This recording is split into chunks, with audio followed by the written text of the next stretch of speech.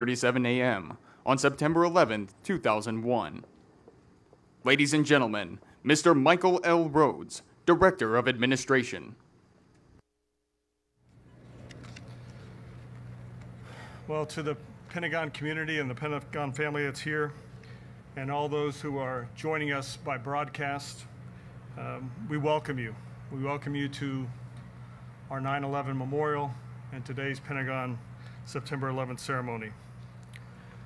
We're here together, families and friends of those we so tragically lost here 17 years ago, building survivors, the first responders who raced to danger to help, those from here at the Pentagon, those in our local partners, our state partners, and other federal agencies, all the first responders who came to the call, and all our other Pentagon personnel and federal family.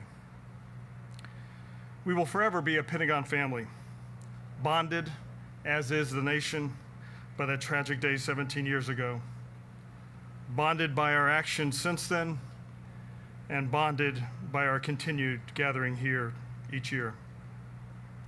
Today, as we come together, united at this site to remember those we lost, fathers, mothers, husbands, wives, brothers, sisters, friends, and co-workers. As we remember them, we know that they still live on in our hearts, and we will strive every day to honor them with the lives that we lead. We remember, and we reflect upon and renew our faith and our commitment to all that is good in this nation. Again, thank you for joining us today, and now we will proceed with the reading of the names.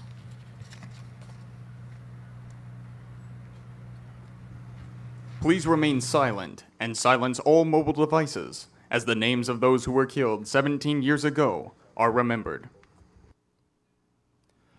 Dr. Paul W. Ambrose. Specialist Craig S. Amdusen, United States Army. Petty Officer 3rd Class Melissa Rose Barnes, United States Navy. Master Sergeant Max J. Belkey, United States Army, retired. Dr. Yenitz B. True. Petty Officer 2nd Class Chris Romeo Bishutat, United States Navy. Carrie R. Blackburn. Colonel Canfield D. Boone, United States Army. Mary Jane Booth.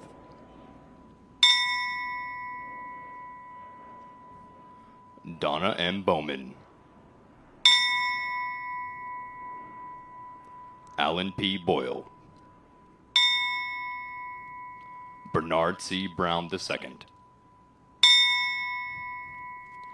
Petty Officer 3rd Class Christopher L. Burnford, United States Navy.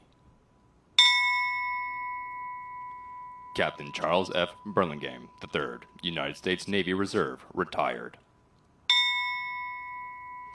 Petty Officer 3rd Class Daniel M. Calderono, United States Navy. Sergeant 1st Class Jose O. Calderon Amedo, United States Army.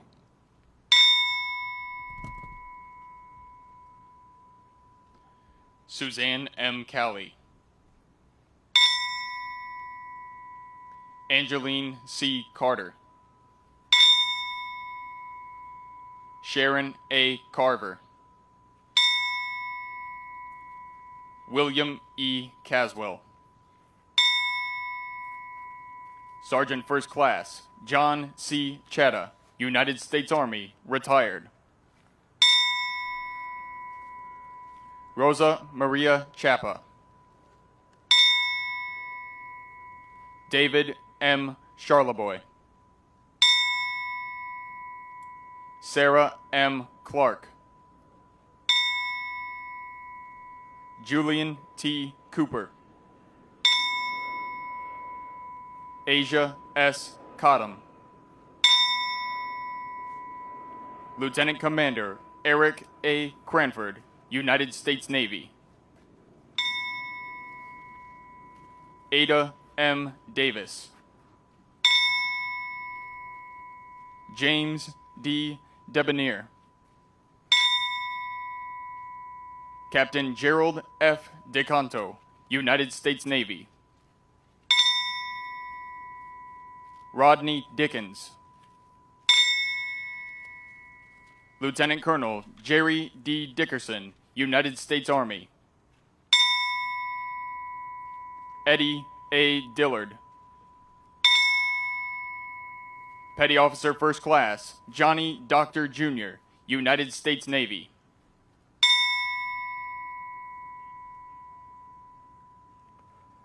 Captain Robert E. Dolan, Jr., United States Navy. Commander William H. Donovan, United States Navy.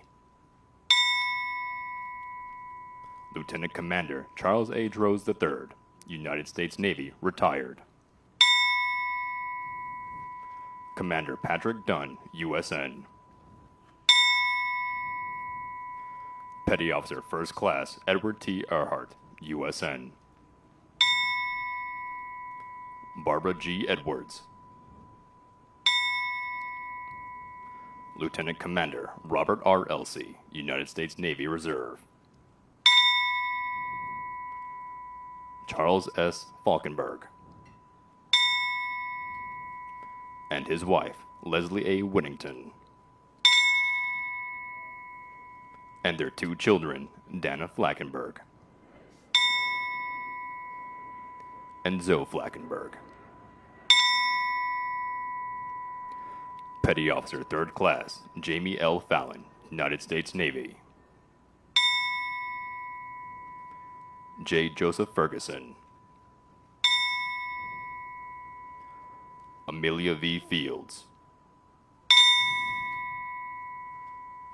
Gerald P. Fisher. Darlene E. Flagg. And her husband, Rear Admiral Wilson F. Flagg, United States Navy Reserve, retired.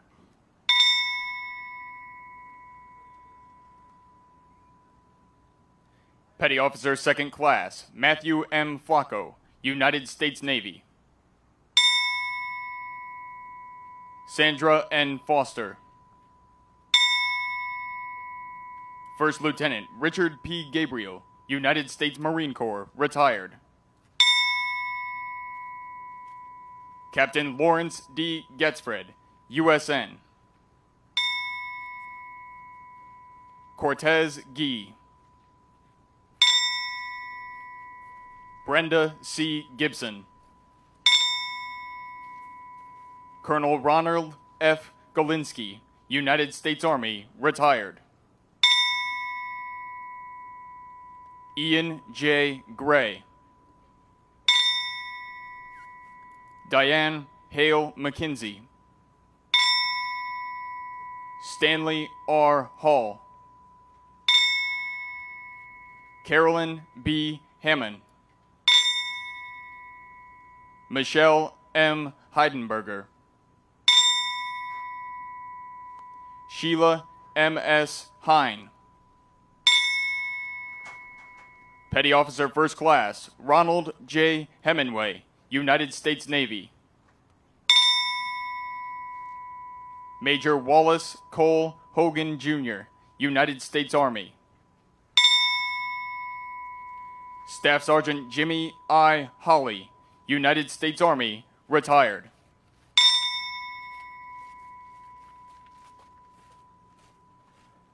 Angela M. Houts.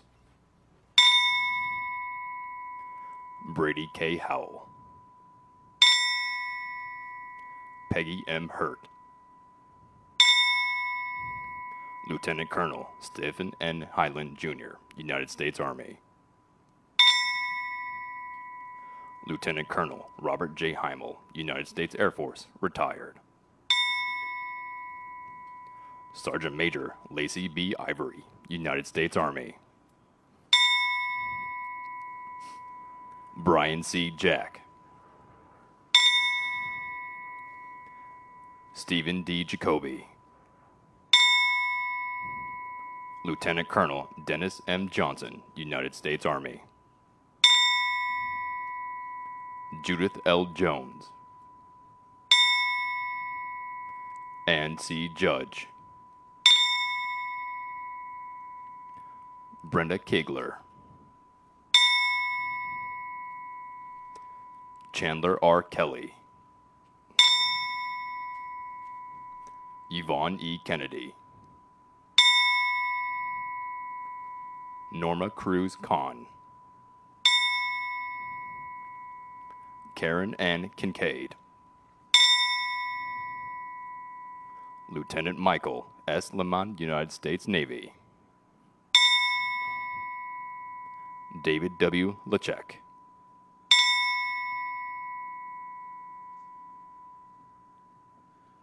Dong Chol Lee, Jennifer Lewis, and her husband, Kenneth E. Lewis, Samantha L. Lightborn Allen, Major Stephen V. Long, United States Army, James T. Lynch, Jr., Terrence M. Lynch, Petty Officer Second Class, Nehaman Lyons IV, United States Navy,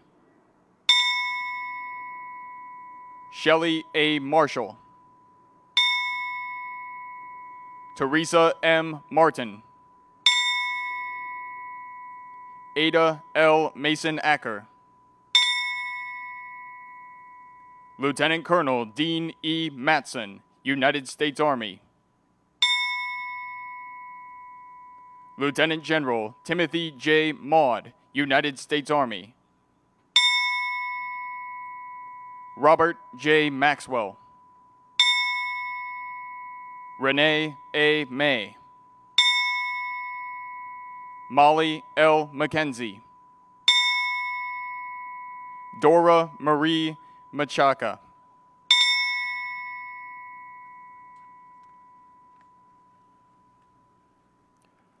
Patricia E. McKinley, Major Ronald D. Milam, United States Army, Gerald P. Morin, Jr., Odessa V. Morris, Petty Officer First Class Brian A. Moss, United States Navy, Teddington H. Moy, Lieutenant Commander Patrick J. Murphy, United States Navy Reserve, Christopher C. Newton, Can Win, Petty Officer Second Class Michael A. Noath, United States Navy, Barbara K. Olson, Ruben S. Arendo, Diane B. Pedro, Lieutenant Jonas M. Panic, United States Navy Reserve, Major Clifford L. Patterson, Jr., United States Army, Robert Pettinger, Robert R. Ploger III, and his wife, Zandra F. Ploger.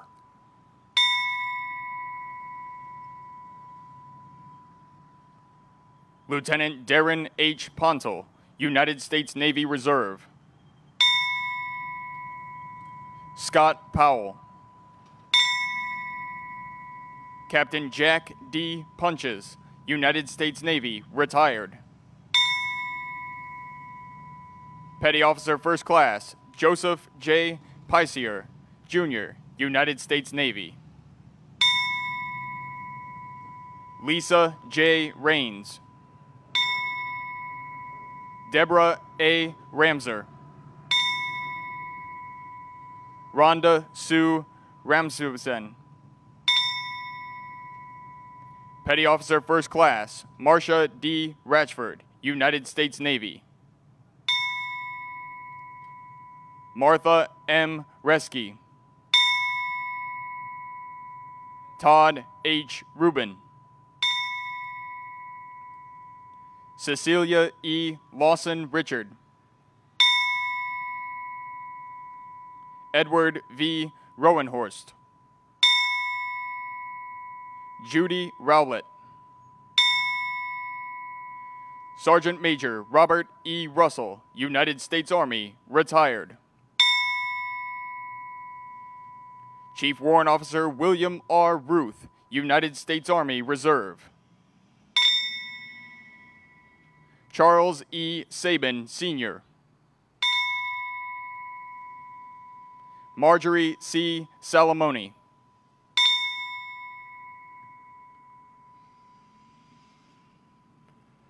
John P. Sammartino. Colonel David M. Scales, United States Army. Commander Robert A. Schengel, United States Navy. Janice M. Scott. Lieutenant Colonel Michael L. Sleeves, United States Army, retired. Marian H. Serva. Commander Dan F. Schoenber, United States Navy.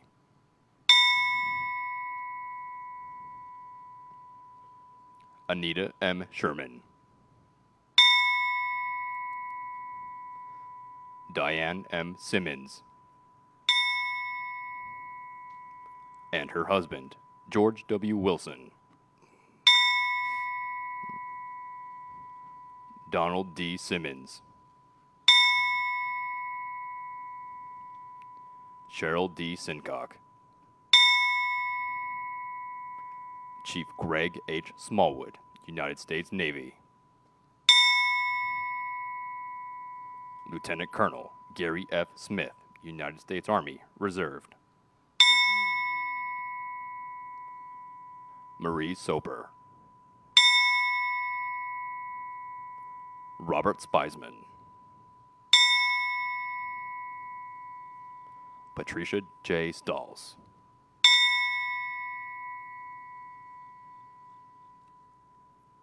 Edna L. Stevens, Norma Lang Sturley,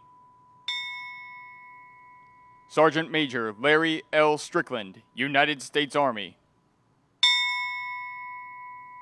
Hilda E. Taylor, Lieutenant Colonel Kip P. Taylor, United States Army, Leonard E. Taylor, Sandra C. Taylor, Sandra D. Teague, Lieutenant Carl W. Teepee, United States Army, retired. Sergeant Tamara C. Thurman, United States Army. Lieutenant Commander Otis V. Tolbert, United States Navy. Staff Sergeant Willie Q. Troy, United States Army, retired. Lieutenant Commander Ronald J. Vaughn, United States Navy Reserve. Lieutenant Colonel Karen J. Wagner, United States Army. Meta L. Fuller. Specialist Chin Soon Pak Wells, United States Army.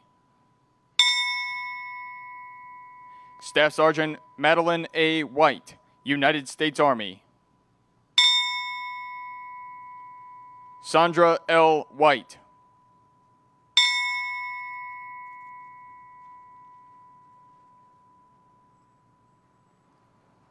Ernest M. Wilshire. Lieutenant Commander David L. Williams, United States Navy. Major Dwayne Williams, United States Army. Chief Marvin Roger Woods, United States Navy, retired. Captain John D. Yamnicki, Senior, United States Navy, retired. Vicky Yancey, Petty Officer Second Class, Kevin W. Yoakum, United States Navy. Chief Donald M. Young, United States Navy.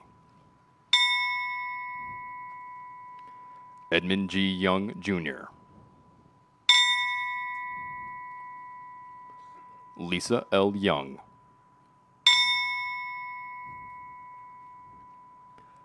Shuan Young.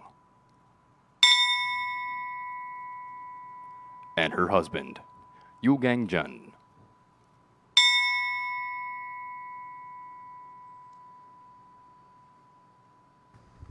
Ladies and gentlemen, please remain silent for the arrival of the official party, the national anthem performed by the United States Naval Academy Glee Club. A moment of silence to honor those killed at the Pentagon, on United Airlines Flight 93 and in New York, and the invocation delivered by Chaplain Major General Paul Hurley, Army Chief of Chaplains.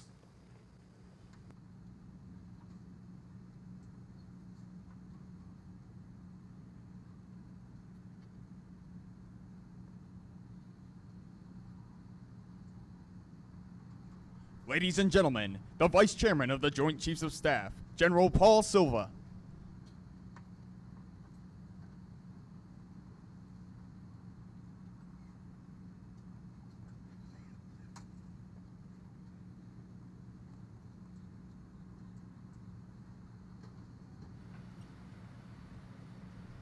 Ladies and gentlemen, the Secretary of Defense, James N. Mattis.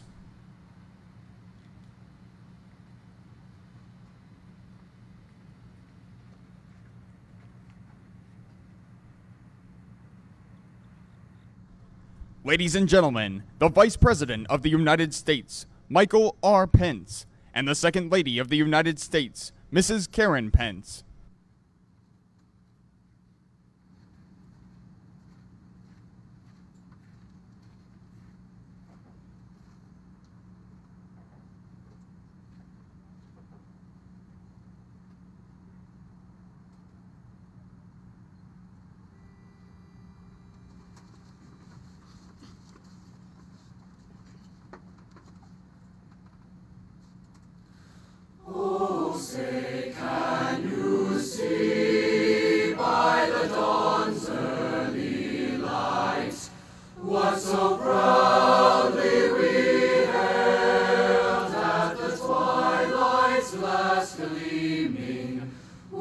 Stripes and the bright stars through the perilous fights, o'er the ramparts we watched were so gallantly streaming, and the rockets' red glare, the bombs bursting in air, gave proof through the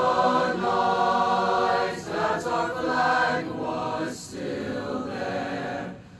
Oh, say does that star-spangled banner yet wave o'er the land of the free and the home of the brave.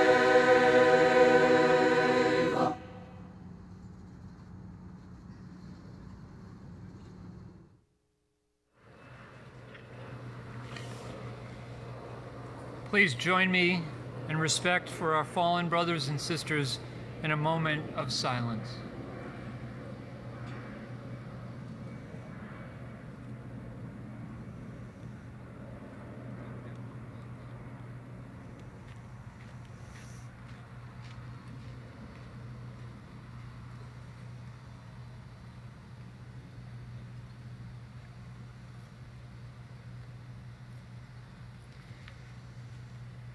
And let us now listen to these sacred words that we recall at this sacred moment. Greater love has no one than this, that someone lay down his life for his friends. Almighty God, source of all that is good, we give you thanks for your abundant mercy. We give you thanks for your healing presence. As we gather here today, keep us always mindful of lives lost and of the heroism of all our uniformed service personnel and every citizen. I ask that you strengthen our resolve to reflect more fully on these great, heroic examples of selfless service in our lives today. Bless this observance, and may we always remember that sacrifice in the cause of freedom is never in vain. It conquers all. It tramples every evil force. Grant peace to those we have lost in this conflict against evil, and give renewed strength to those who continue the fight, wherever it may be found. And we ask all this in your holy and sovereign name. Amen. Ladies and gentlemen, the Vice Chairman of the Joint Chiefs of Staff, General Paul Silva. Good morning. Please let me begin by offering a heartfelt welcome to the families and friends of those who lost their lives in this place on that day. Mr. Vice President, Your Royal Highness, Mr. Secretary, distinguished guests, and most of all, friends and family of survivors of the fallen, good morning.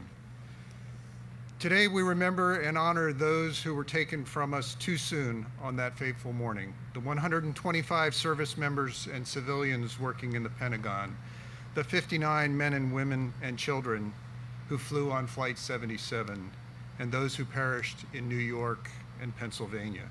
None of them anticipated an attack on our nation that day, but as we gather here 17 years later, we know that September 11th, 2001, will always stand apart from other days. It is a day that our nation and our families will never forget. On that day, terrorists attacked this nation because of what we believe in, and the innocents that died that day died because of what they represented: freedom and liberty. These ceremonies today across our country inspire us to reflect not only on the nation's strength and resolve after those brutal attacks, but also on the strength and resilience of individual people who continue to carry on, even to thrive in spite of the pain of losing a loved one. We should also take comfort in knowing that those who died imparted a legacy of selfless service, of courage and patriotism, and a belief in the high ideals, all of which continue to inspire a new generation of grateful Americans who have answered the call to serve. The 2 million soldiers, sailors, airmen, Marines, and Coast Guardsmen who wear the uniform of this nation today carry the spirit and the legacy, that legacy inside of them as they serve courageously and selflessly around the world. In fact, the majority of those men and women in uniform joined after 9/11. Most of them joined because of 9/11. They volunteered during a time of war to defend our country because they believe in what we stand for as a nation, and they live by the example set by those who we honor here today. So today, let us reaffirm the commitment that as long as we have breath to breathe, our military members will defend this nation. We will ensure that future generations of America are able to enjoy the same freedoms and liberties that we inherited. Ladies and gentlemen, it is my privilege to introduce to you our Secretary of Defense, the Honorable James Mattis.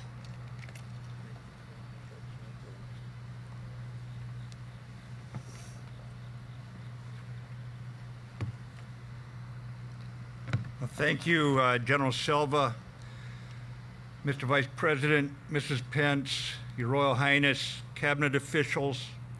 Welcome to all of you here on this sacred ground, and to our first responders who join us here today, thank you.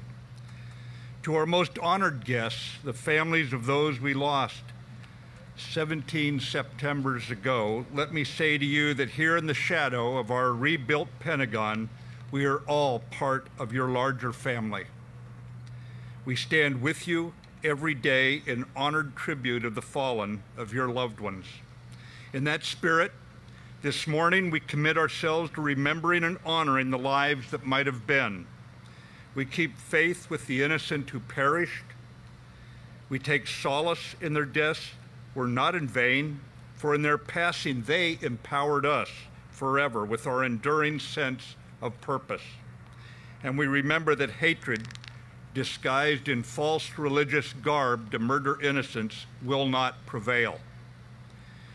Though evil visited us on a cloudless Tuesday morning, courage and strength answered amid the fire and smoke in New York City, over a Pennsylvania meadow, and in this very building, as innocent people from 91 countries were murdered on our soil, many of those countries represented by the foreign dignitaries who join us here today.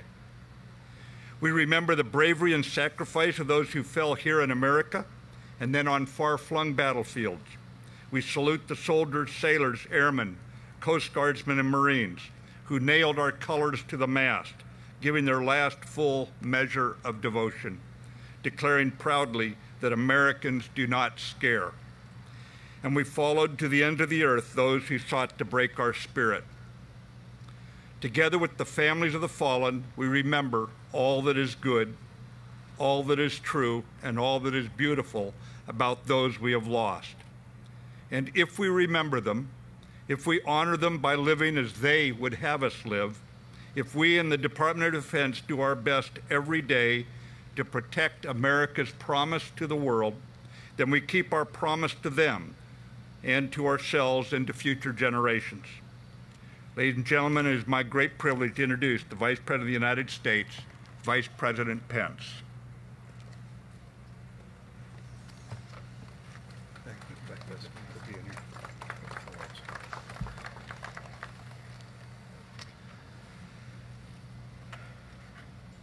Secretary Mattis, General Selva, Your Royal Highness,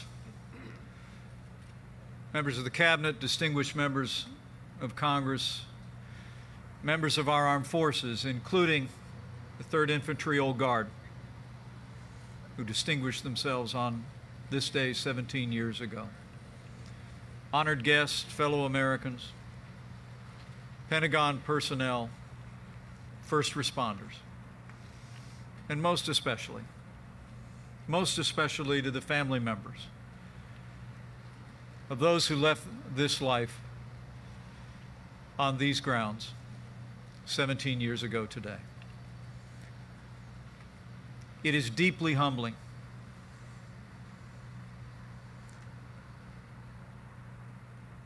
for Karen and me to join you here at this National 9/11 Pentagon Memorial for the 2018 observance, fulfilling a promise engraved on the gateway of this hallowed ground that we will never forget what took place in this place on that fateful morning.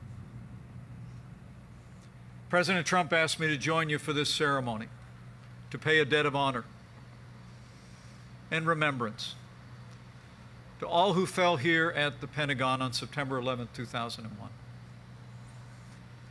and to express the gratitude of the American people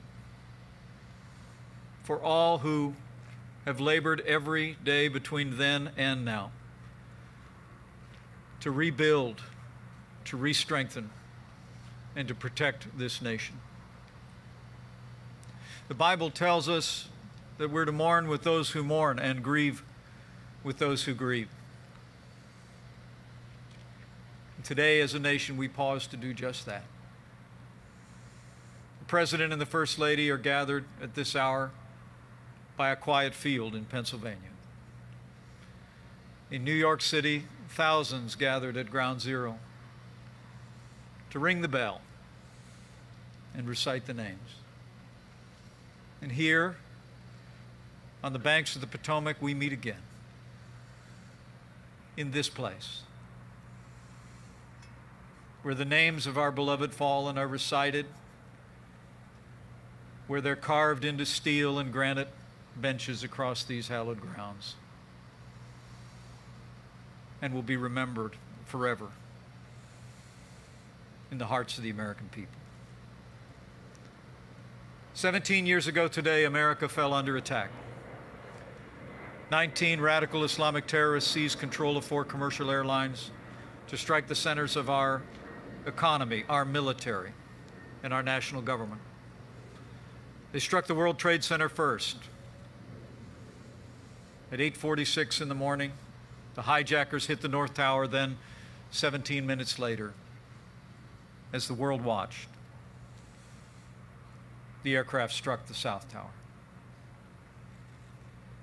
At 9:28, a third group of terrorists hijacked Flight 93 in the skies above Pennsylvania and redirected the aircraft toward Washington, only to be stopped by the extraordinary heroism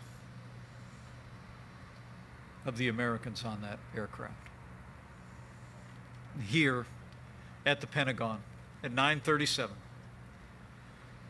terrorists struck this great citadel of American strength. The attacks on September 11th shattered the peace of that quiet September morning and claimed the lives of 2,977 men, women, and children.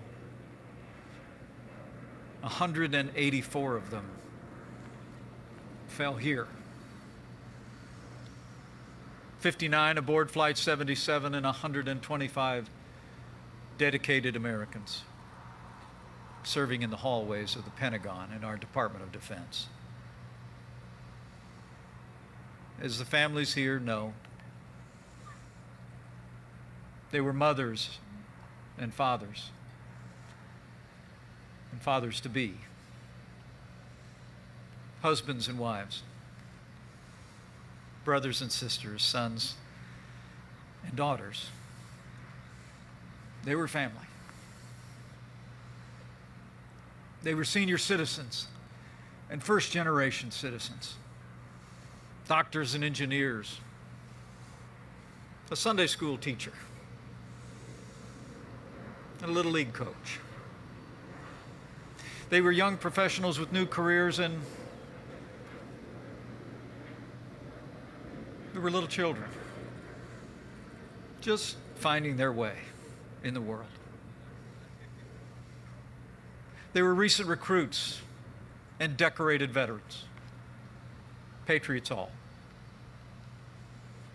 Among them were a mom and dad and their 2 daughters, the Falkenbergs, who had just celebrated the 3rd birthday of their youngest, Dana, earlier that summer. A 6th grade teacher, Sarah Clark, chaperoning 3 students on a school trip from California. Her fiance will never forget those last 3 words he heard. I love you. There was a budget analyst for the Army, Odessa Morris, who volunteered her time and skill to serve her community as a financial counselor and a treasurer at her church. And an Air Force veteran, Jim Lynch, who was known by his neighbors for the American flag, always flying atop that 15-foot flagpole that stood in his front yard. To the families of the fallen, gathered here and all those looking on, the cherished final moments you shared with your loved ones no doubt seem like just yesterday. A goodbye kiss, a tender embrace, or one last wave. Just know that your nation understands that while we all suffered loss that day, we know you bear a special burden. But we gather here in the shadow of the building where your loved ones departed this life to say that you do not bear that burden alone. The American people stand with you, and we always will. We stand with you today here and in memorial services in cities and towns all across America. We stand with you in quiet moments of reflection at bedsides and around kitchen tables, and in humble rituals of recollection and honor that will take place across the nation today. We all remember where we were on this day 17 years ago. Many Americans were busy getting ready for the day ahead. Some were already at work, and some were coming home after finishing a third shift. Others were in the car on a morning commute. My wife drove our 3 children to elementary school on the highway right nearby these grounds, just a little more than an hour before the attack.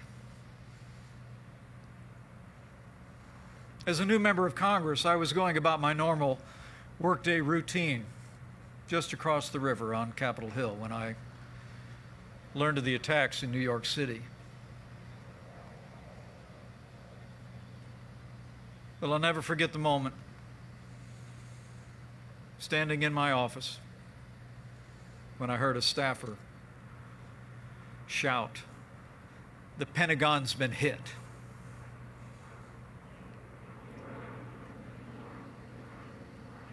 When I made my way out of the building and walked onto the Capitol grounds, I'll never forget the sight of seeing columns of mud, brown, and black smoke billowing out of the Pentagon,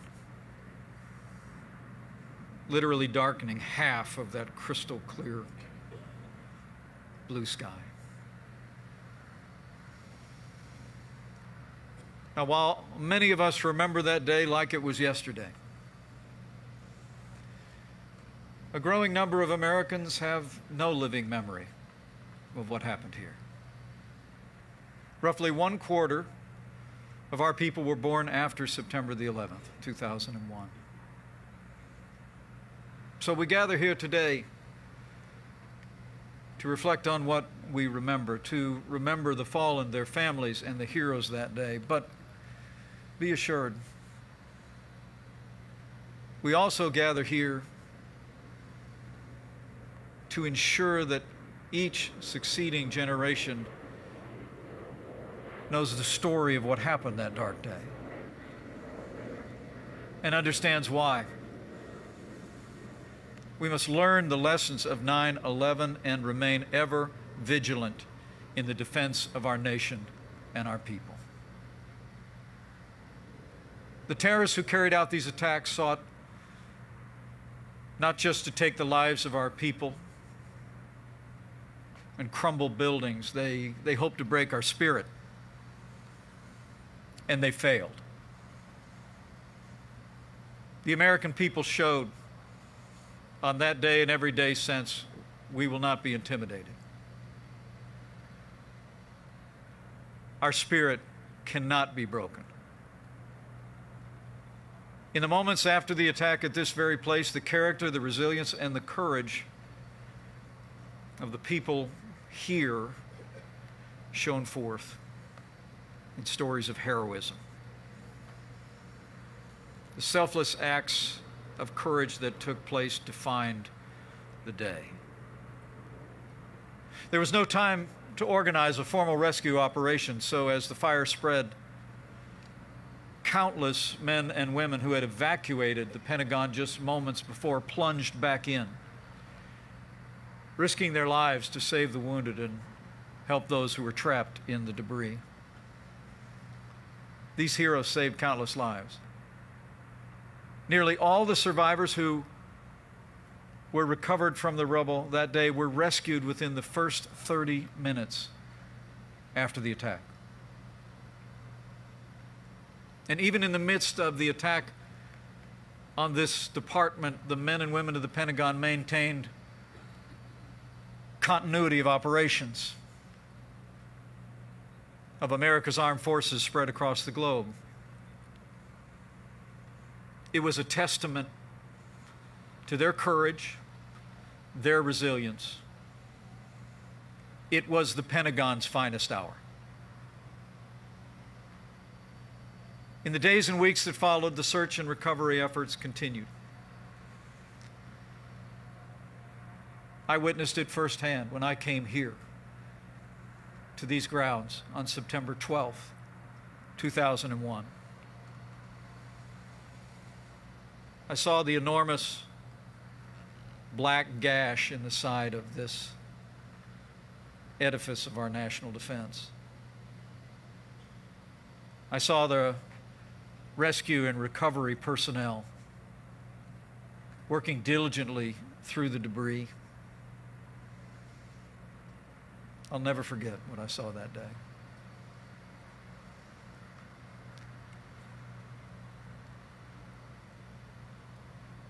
I saw heroism. I saw strength. There were firefighters, nurses, members of our armed forces, law enforcement. There were volunteers and Pentagon personnel, all working together in the hopes that there might be more to rescue in the work to recover and to begin to rebuild, not just this building, but to rebuild and re-strengthen our nation. And as they worked, just as it does today, our flag was still there.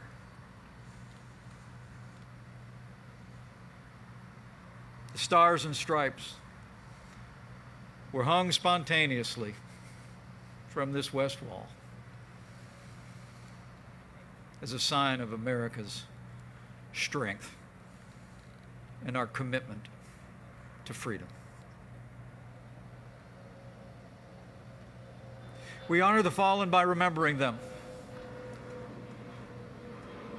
But as Secretary Mattis said, we also honor them by ensuring that we do everything in our power as a nation to prevent the evil of radical Islamic terrorism from ever reaching our shores again. Even before the smoke cleared and the fires had put out, Americans began to answer the call to step forward to serve this nation.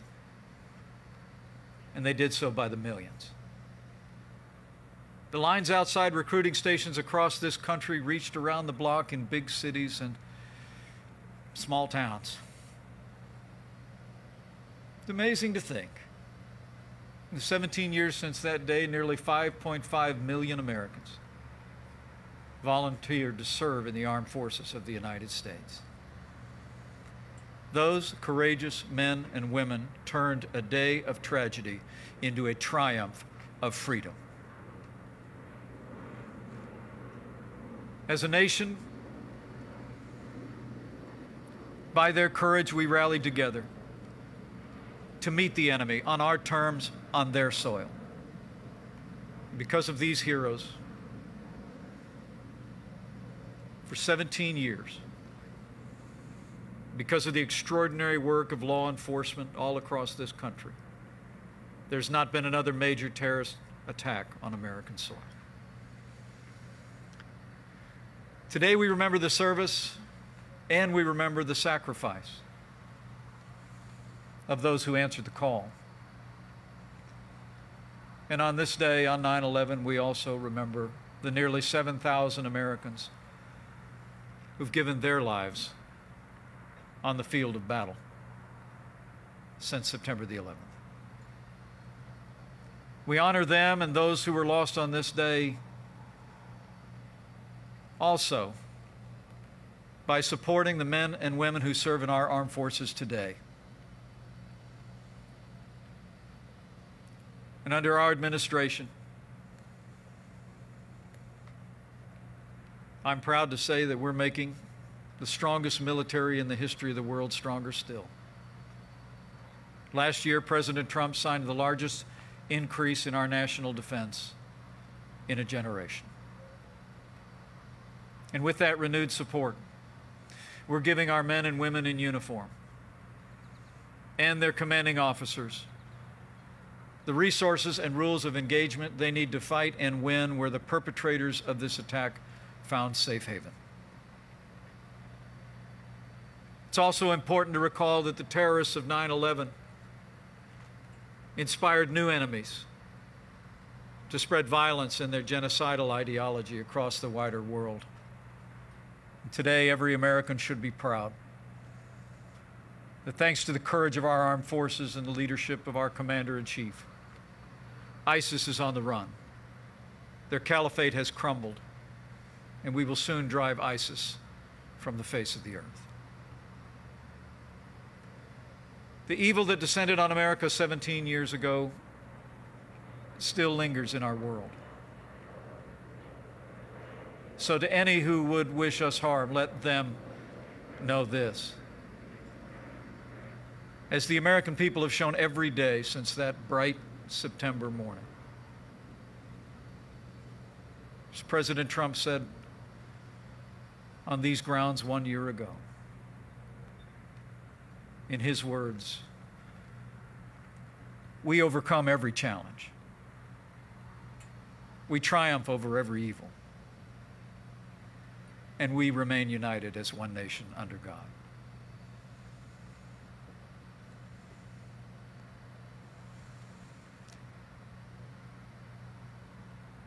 Max Belkey grew up in a big family on a small farm in Minnesota.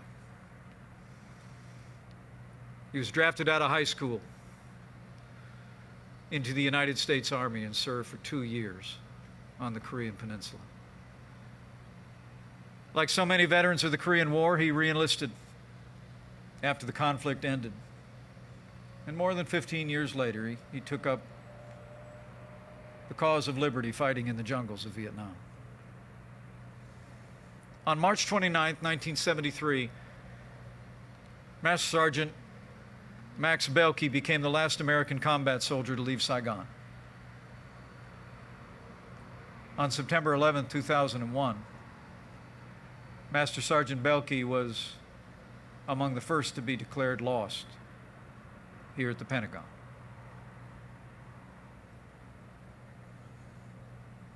Today, on this September 11th, we mourn with those who mourn and grieve with those who grieve. But we do not grieve like those who have no hope, because heroes give us hope. Today we remember our beloved fallen,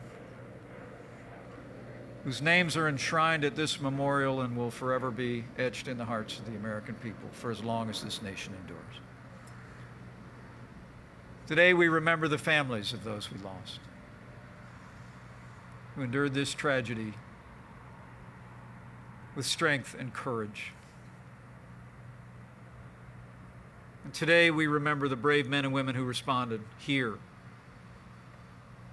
and in New York City and in the air over Pennsylvania and on fields of battle in the 17 years since, who considered our lives more important than their own. And today, we breathe a prayer for all of them and all of you. A prayer that I'm told that Master Sergeant Belkey recited every time he spoke to veterans in gatherings large and small across this country.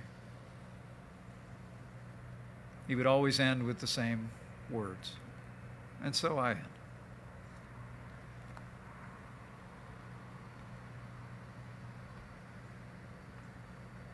To you who are gathered here and have suffered this loss, to those we remember who look down from glory, and to those who fight and stand for our freedom this very hour. May the road rise to meet you. May the wind be always at your back. May the sun shine warm upon your face, the rain fall soft upon your fields. And until we meet again, may God hold you in the palm of his hand. Thank you for the opportunity to address you today. We claim this ground in remembrance of September 11th, 2001. We honor the 184 people whose lives were lost, their families, and all who sacrificed, that we may live in freedom. May God bless them. May God bless you. And may God bless the United States of America.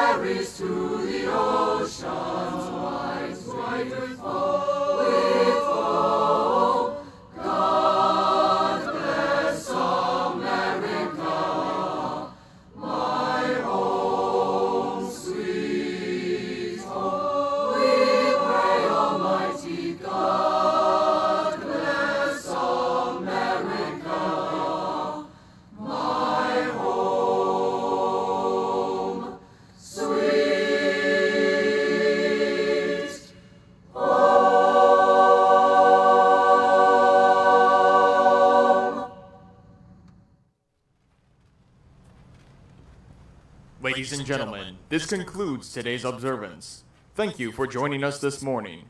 Please remain in place for the departure of today's official party.